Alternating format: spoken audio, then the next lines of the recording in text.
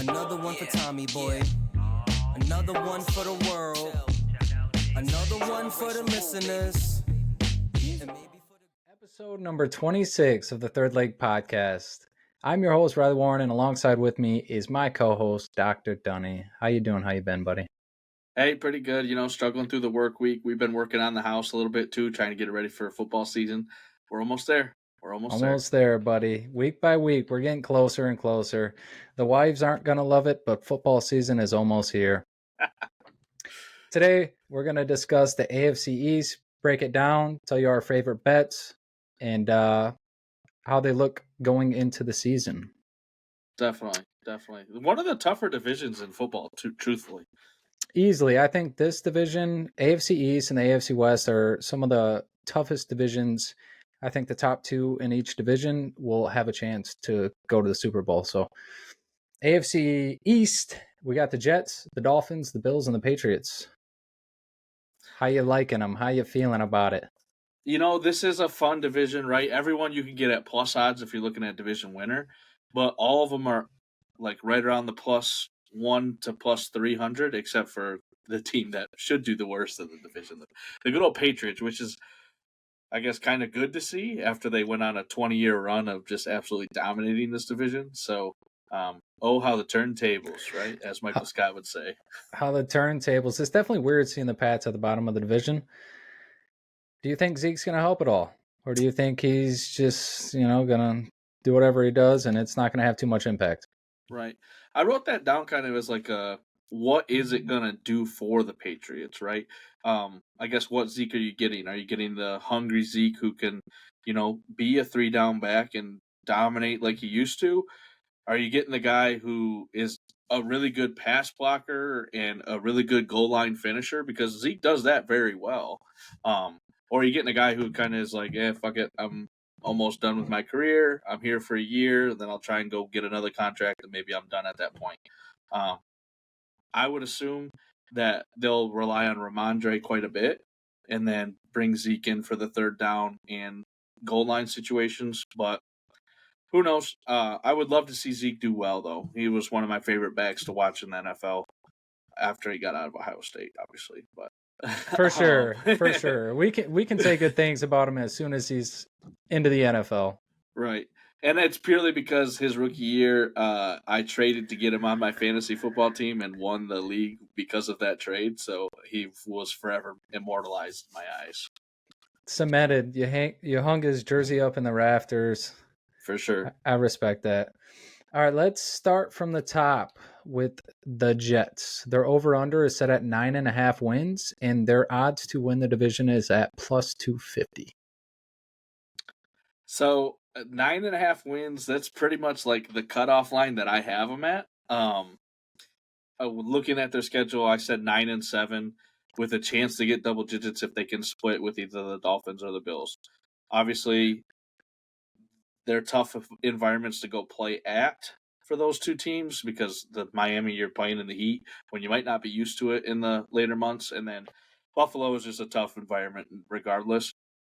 If you could take down either of the teams at home, you probably should get to double-digit wins. They should sweep the Patriots and then beat up on a couple other teams that they play. Obviously, the big news for the Jets this year was, we got A-Rod. We brought over some other Packers to help him, got him some more weapons on top of the Garrett Wilson, Breece Hall, everyone that they had, the stacked defense that they had. But I don't know. I'm not as high on this team as, I guess, a lot of people are. I'm not as hyped, but I think they'll still be a pretty good football team. For sure. I'm right there with you. I think they go, I put them at 10-7. Okay. I think they're right around that line. I think Vegas knows what they're doing. They're at plus 250. The Bills are at plus 125. This division goes through the Bills. They've won it the last 3 years. The Jets have an extremely young team, but they're hungry. They had the offensive rookie of the year and the defensive rookie of the year. You add A-Rod, and now you add one of the top 5 backs in the league, Dalvin Cook. And that's another back that what kind of running back are you getting?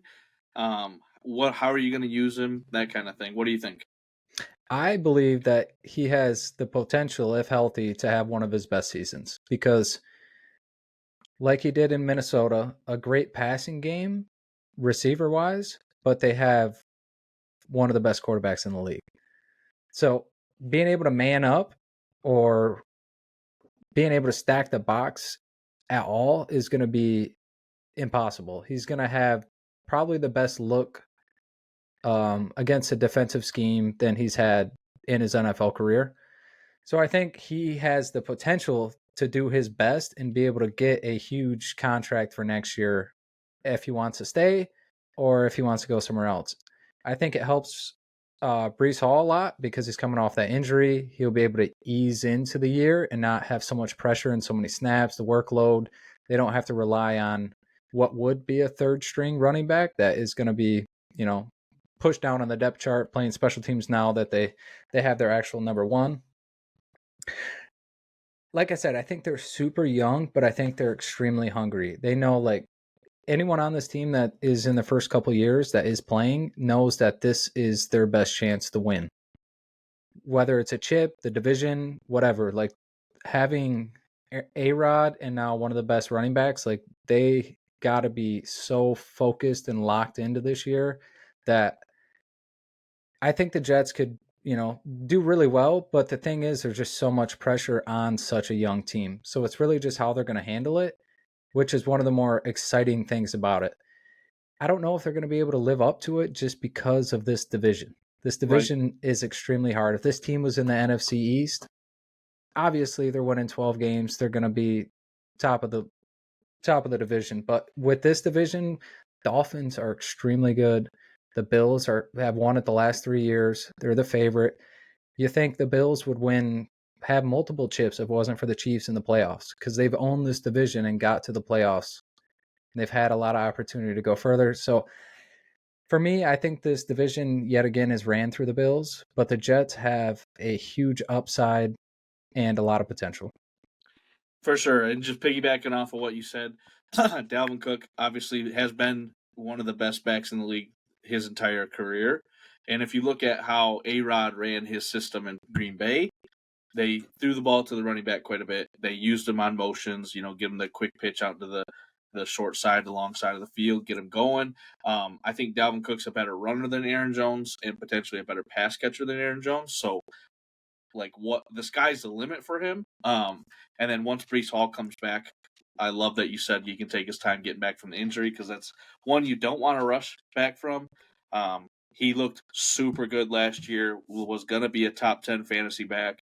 Obviously, the ACL ruins that chance, but two-headed horse, a little bit of thunder, a little bit of lightning from both of them. Watch them run.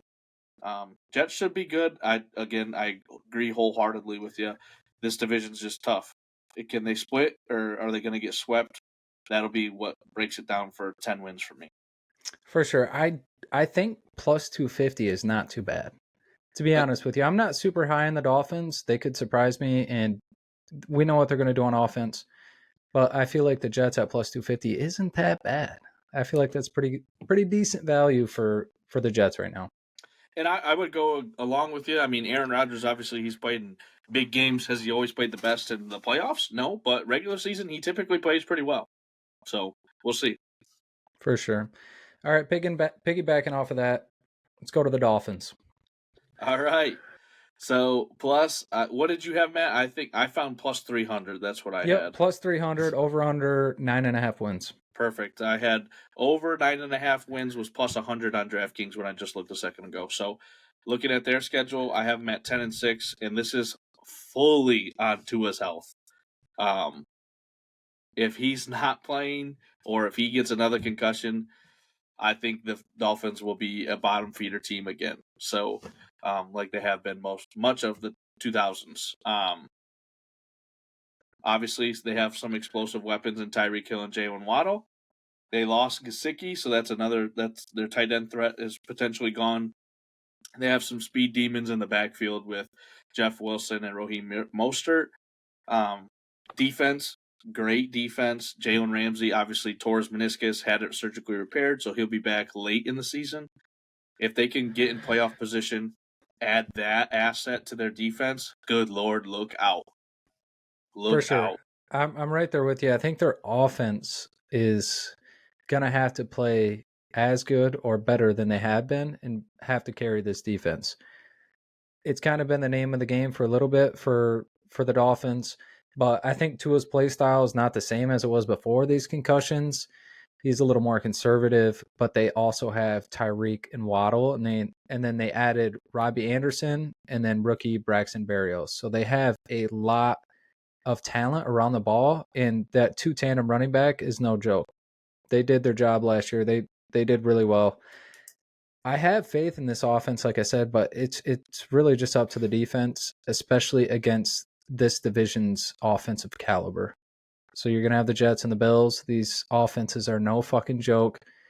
And if your defense doesn't play as well as your offense on the other side of the ball, your 40 points are going to be up on the board. You're not wrong. And also, like, obviously they play in Miami, right? This is the only team that is a warm weather team. What's it going to look like when you have to travel towards the end of the season? Luckily, I think their only divisional away game it is November 24th. That's their last one, so they get to play at home for most of the end of the season. So good for them. But in the playoffs, obviously, this is a team that you always kind of wonder how are they going to fare if they have to go travel and play in snow. For sure. And we don't expect them to win their division, so they're not going to get that home field. So they will be playing on the road regardless if it's that wild card game. Yeah, I think the Dolphins are going to be the middle of the pack. I would be surprised if they're number 2 this year. That's kind of what they're hoping for, is to get that wild card. I don't see them finishing better than the Bills. I don't see them going above and beyond the Jets. I think they can, kind of be in the same ballpark as the Jets win-loss record this year. I have them at 9-8, maybe 10 wins. Okay. But the plus 300, I think it's a little too low for these guys. With just being in this division, the Jets at 250, the Bills are at plus 125. I feel like the Dolphins should be like a plus 400, plus 450. I would tend to agree purely because, this is one team that is like their quarterback health is the absolute question mark for them. And it's a legit question because if he could just get tapped wrong again and he's done. Yeah, he's one head injury, one head hit from being like Professor X. So let's just hope that doesn't fucking happen. The crazy thing is the whole narrative around this entire team is Tua's head. Right. That's like if Tua's fine or never had any of these concussions, we're like, all right, they're going to be a top dog. They should compete like they have been. But it's just like, who knows? The fucking quarterback gets tackled all the time. And with so much attention around that training staff and just his head injury, like there's a lot of, weariness around it because the first one was so weird and the second one they kind of brush it off or whatever. If that's not the case, you're the plus 300 something. But right. I just feel like they're not a 10 plus win team right now in this division, and their ceiling's around 9 months. Okay. All right. I'm not confident with the over under for them at all. For sure. I would lean under purely because maybe an injury happens. So I would have loved to have seen Jalen Ramsey and Xavier Howard play the entire season together. Boy. Talk about a dynamic duo. It can lock up anybody. Yeah, like I said, they need those corners in this division because you got some dogs. Dogs. There's a lot of really good receivers in this division, a lot of good quarterbacks they can find. Their receivers, so that defense on Miami is what worries me. And imagine how good it's going to do for their offense if they get to go up against those two with the weapons that they already have, right? Like if you get to watch Tyreek and Jalen line up against X and Jalen, that's just become fun, dogs. That's like some fun practice. Yeah, it's like I don't know if you've been watching the Hard Knocks, but having Garrett Wilson against Sauce every day in practice, they're like best friends because they know they're just like making each other better, sharpening iron. Yeah. Yep. That's awesome. Yeah, that would be cool. I hope Jalen gets healthy. He's super fun to watch. He's a big dog. He is. Having him on like a competitive team with a good offense, I know he's super stoked to get back. So Speedy recovery to him. Hope to see him on the field. Hope to see him getting picks against A-Rod and Joshy this boy. division. So, Yep. yeah, Joshy boy. All right, let's go to the Bills. Plus Okay. 125 to win the division, and their over-under is at 10.5. I think this is one that I'm pretty safe. There's two teams I'm pretty safe on right now, and it's the Bills over 10.5. I have them at 13-4. Personally, they do have a tough stretch of 4 games right towards like the beginning last half of their season, where they travel to Philly, they travel to KC, they play the Cowboys at home, and then they travel to the Chargers. So that's their 4 games. There is a That's bye a in there. stretch. But if they can go 500 against those teams, even, I think they're elated and they'll be over their 10.5 wins, no problem. So I'm a big Stephon Diggs fan. He was on my fantasy team last year, so that's why. I don't know if you guys can catch on or not, but if you're on my fantasy team, I'm a fan. I respect that. You win me some money, I respect you. Amen. Josh Allen, ton of fun to watch. Obviously, does what we think we wanted to do. Like he runs the ball, he throws the ball a mile, makes crazy plays, gets out of sacks, does just things that you wouldn't think of, and is an absolute human bowling ball towards the goal line. Fun to watch. Defense is good. They've lost a couple components from that defense that was once, stout, but they should still be pretty good. I have them over 10.5, 13-4, winning the division, probably first in the conference. All right, I respect that. I have them at 12-5. I think they win this division. I like this at plus 125. I would confidently put down a unit or two on plus 125. Like I said, they won the division the last 3 years. This division goes through Buffalo. And like I said, if it weren't for the Chiefs in the playoffs, this team would have a couple chips. Right. This offense, extremely explosive. The defensive side, a little lackluster in very key moments. That's what I would say about the Bills. They can play all year, win a lot of games, but those key moments where they need to stop, that's kind of where they lacked. You think back to the Kansas City Chiefs, kicking that field goal to beat them with like fucking 18 seconds, getting the kick return, which is super crazy. That's kind of one that'll stick in my mind. I believe in this team. I believe they're proven until anything other or seen otherwise. Whereas the Jets is they have all the potential, but we need to see them prove it. The Bills have proven it. They have to show that they're not that team to me. So, first 5 games, we'll really figure out what the Bills and the Jets are all about. But for me, the Bills own this division. It goes through Buffalo, and the Jets got to prove their worth before I can, put my money where my mouth is. So I like the Bills a lot this year. Plus 125 to win the division. I like the plus 10.5. If for some reason you could take an alt line at 9.5, and even if it's like minus 300, I think that is free. For all you degenerates that like to parlay futures, I like that a lot. Like I said, this division's super stacked, but I think the Bills have the potential to do big things this year. There's a lot of people that are hating on the Bills this year. They're hating on Josh Allen. They think it's going to be one of their down years. The only bad thing you can say about Josh Allen is that he turns the ball over. If he didn't turn the ball over so much, he would be QB1. I think everyone knows he has the talent, arm talent. He can get out of the pocket and also be involved in design runs. So big, he always falls forward. He's one of the people's quarterbacks. If you're a lineman playing for Josh Allen, you are one of the happiest linemen in the NFL. So with that being said, I like the Bills a lot this year. Plus 125. Bang it. Put my name on it.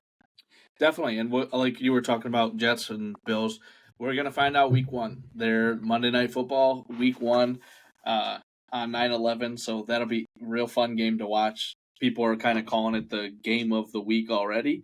Is it in New York? I believe so. Let's see here. Yep. Either in New way, York. Buffalo or New Jersey, it don't matter. Yep. In New York on 9/11. So that'll be great to see. I think Josh gets it done. I'm pretty good friends with a guy from Buffalo, the Buffalo area. He's actually from Erie, Pennsylvania. So him and I get together quite a bit to watch Bills games. He has parlayed Bills winning the division and Lions winning the division together. So I got I him to like drink this the Kool-Aid. guy. Yeah. I like this guy. Shout out JC. Thanks for listening, buddy. You're awesome. Let's go, JC. Yep. I respect that. I mean, like you said, this is a team that has proven they can do what they need to do to win the division. It's just crazy to say that, like, 10 years ago, the Bills were in the position the Jets are now. Like, they should be good. Prove it to me that you can get over that hurdle and then consistently do it. And now they're the ones who are up on the top of the hill, and the Jets have to kind of knock them off. The old turntables, buddy. Yep. Yeah. Speaking of turntables, the next team. The next team. Oh, the Pats. turntables. Bill's still there. Bill is still there. Bill is still there. And this year we got Bill O'Brien at OC. Get Dan's fat ass out of there.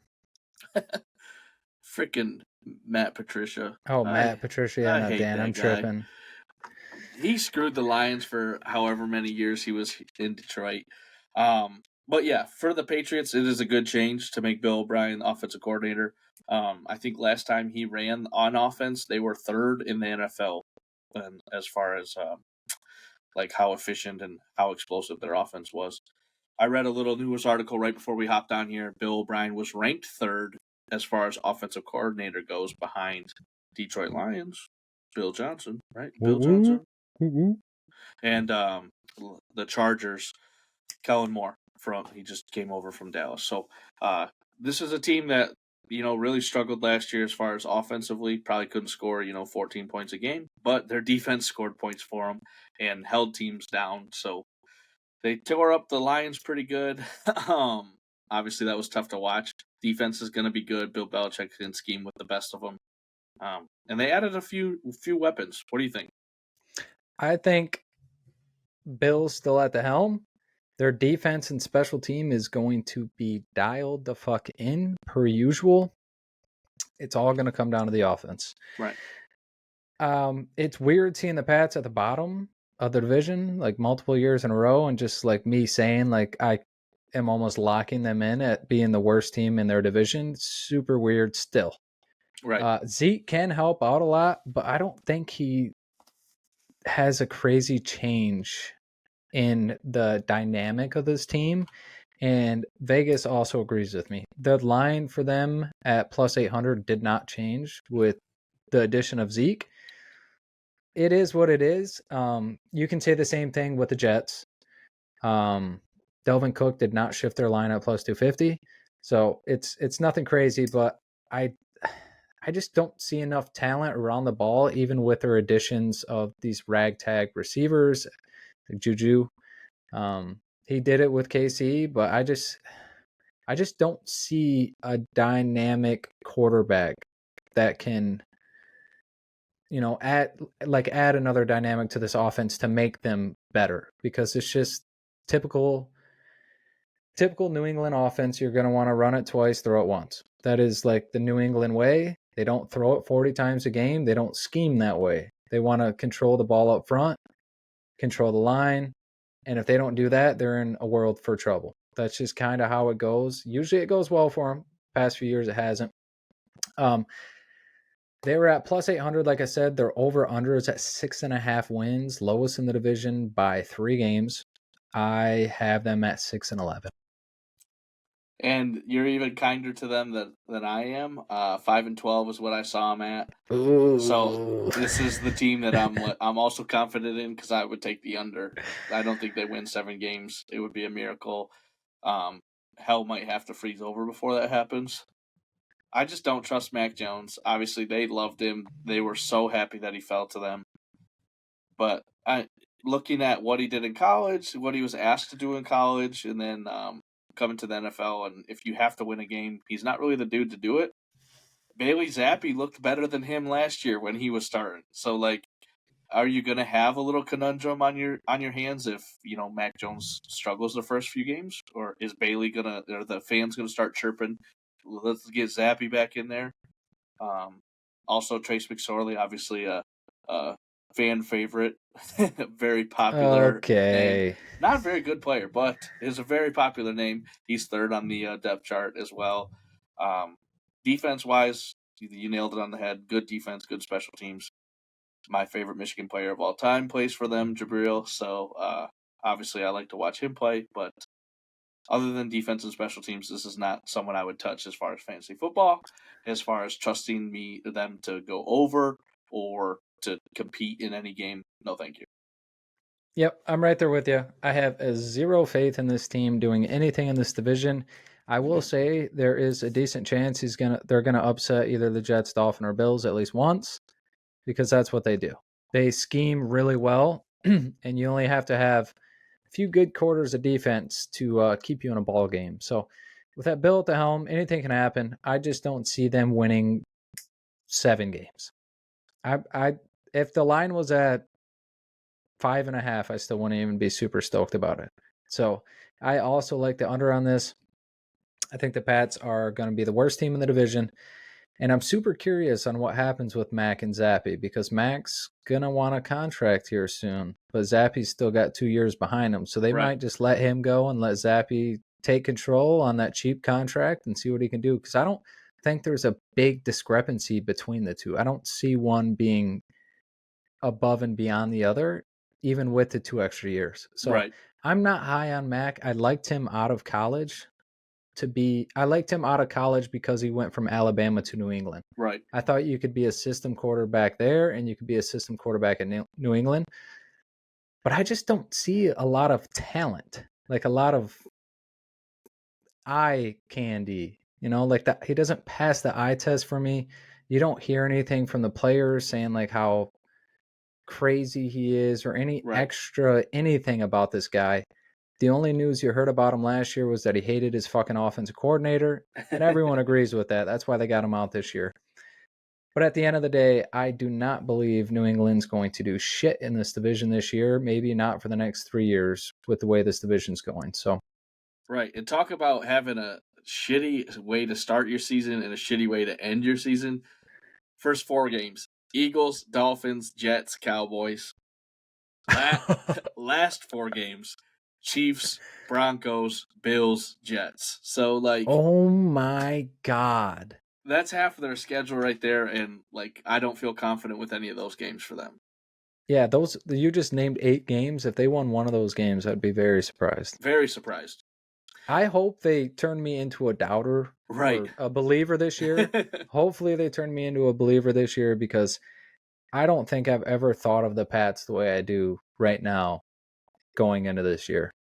And I would say that's probably a high majority of America, right? Like since 2000, it's been all Patriots. For sure. They do get to go up against Jimmy G this year, which I'm looking forward to if Jimmy G's still playing at that point. But that'll be interesting to see if Bill has some, notes up his sleeve for like, okay, this is what we're going to pull out against him, what he's struggling with. Oh, he's cooking that game. Trust me. He's telling his offense, score me 7 to 10 points and we win this game, boys. Yeah, and then obviously going up against Josh McDaniels. Yeah, the offensive coordinator, who's now the head coach in Las Vegas. So it'll be interesting to see. I think that is week 1, 2, 3, 4, 5, 6, October 15th. So it'll be a fun game to watch for sure. A little drama. Yeah, I'm excited, man. This week we've obviously had the addition of the 2 running backs into this division. So there's been a little more hype, but there's already been so much hype around the Jets that I think it kind of gives the Bills some not too much on their shoulders this year, because the most pressure is on the Jets and A-Rod, because we don't know if this is going to be his last year or not, depending on how he does, depending on just the trajectory of this team, if he's going to stay around or if he's going to retire next year. So I think it's all or nothing for the Jets this year. So they're the team that has the most pressure. For sure. And so interesting question for you. Okay, Patriots-wise, if they start 0-4, 0-5, do you think it's in Bill Belichick's guts to tank for Caleb Williams or no? Oh, yeah. He'll do it? You think he'll do it? Yes. Dude, if he thinks he doesn't have a shot, I know what you're saying, because even Bill will just want to win every game, even Right. if it's 5 games and you just get fucked with like a 10th pick or 8th pick or whatever.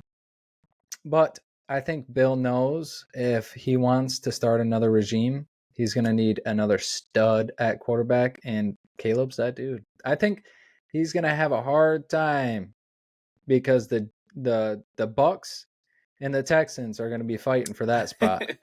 And we haven't even got to the Cardinals yet either, and that's a team that might be pretty bad as well. So, Dude, I've seen people take the Cardinals under 1.5 wins this year. So they can only get one. I said, that is the most disgraceful bet I've ever seen. Jesus Christ. Someone put 100 on it, dude. I said, how? You got money to blow. I have never seen such a disgrace ever. There's no way. That would be a weird situation, though, because they already paid their quarterback. Right. Yeah, So Kyler's there. I don't see them trying to tank. I do see them being shitty this year. But yeah, Right. there's definitely going to be some competition for Belichick if he does decide to tank.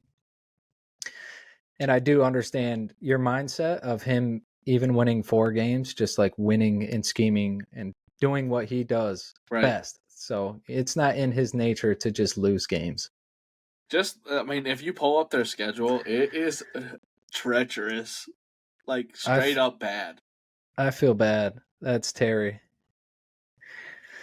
I legitimately don't know if they'll be favored in a game until November 5th. Oh my God. Dude, that's going to be a whole storyline in itself if New England starts off 0-5, 1-6, something like that. Just horrible. Absolutely horrible. But America rejoices. That's like if Alabama finally had a down season or something like that. Right. Or Ohio State or Georgia. Like everyone, the whole country rejoices. Just give us one fucking year. Good night. All right, that wraps it up for the AFC East. I do have a question for you. I've seen this picture. It's tier 2 quarterbacks via Adam Rank, and it goes pick your starter: Jalen Hurts, Trevor Lawrence, Justin Fields. Are we talking one season or one game? You're the owner of an organization, and you get to pick these dudes, whether it's straight out of college or knowing what you know now. Trevor Lawrence Jalen Hurts, T-Law, Justin Fields. T-Law all day long. I said the same thing. I was on the field with T-Law and Jalen Hurts, but I think T-Law is that dude, and I think I am super excited for the Jags this year. Whether they win a lot of games or not, I think their offense is going to be so fucking exciting. Right.